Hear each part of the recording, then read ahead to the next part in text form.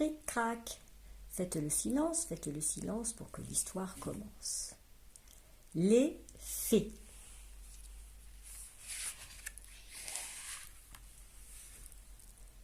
Il était une fois une femme dont le mari était mort en lui laissant 2 filles.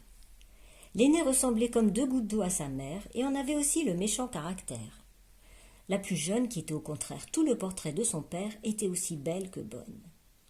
Bien sûr, la mère n'avait Dieu que pour celle de ses enfants qui lui ressemblaient, et elle détestait la seconde qu'elle maltraitait sans cesse. Entre autres besognes dont elle l'accablait, elle l'obligeait à aller puiser de l'eau à une source située bien loin de leur logis.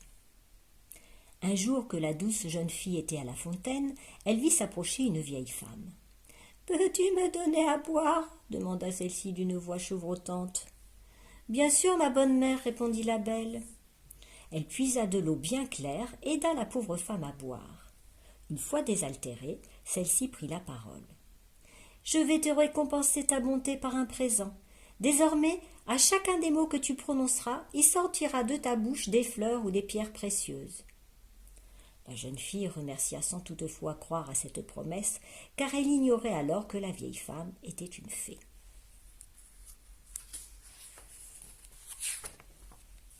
Elle rentra chez elle, où sa mère la gronda très fort.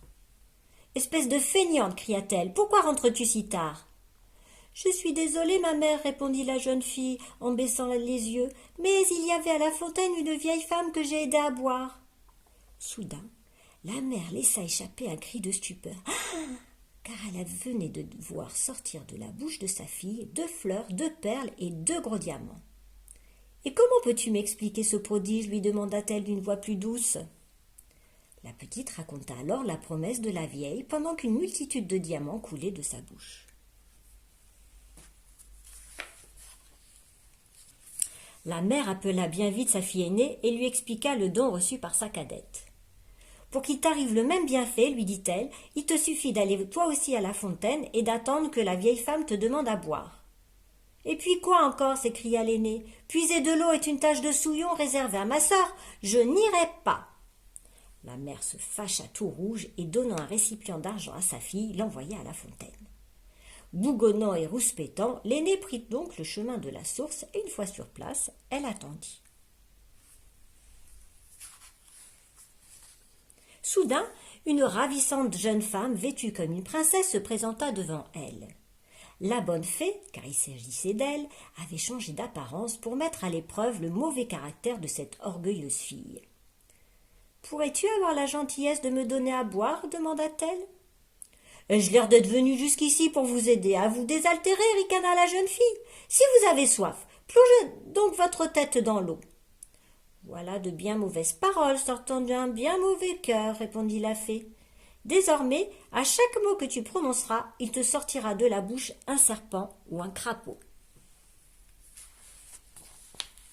La mère, qui attendait avec impatience sa fille, courut vers elle lorsqu'elle la vit revenir. « Alors, demanda-t-elle, as-tu rencontré la vieille ?»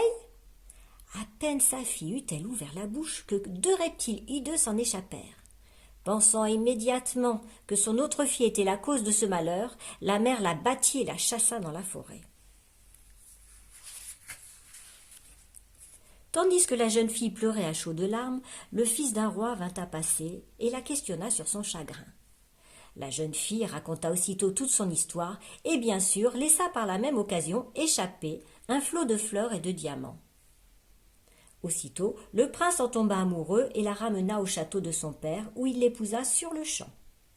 Pendant ce temps, l'aîné continua à vomir tant de bêtes immondes que sa mère, ne parvenant pas à supporter plus longtemps un tel spectacle, la mit à la porte. La malheureuse, ne trouvant personne qui voulait d'elle, erra dans les bois où elle finit par mourir. Cric-crac, mon histoire est terminée.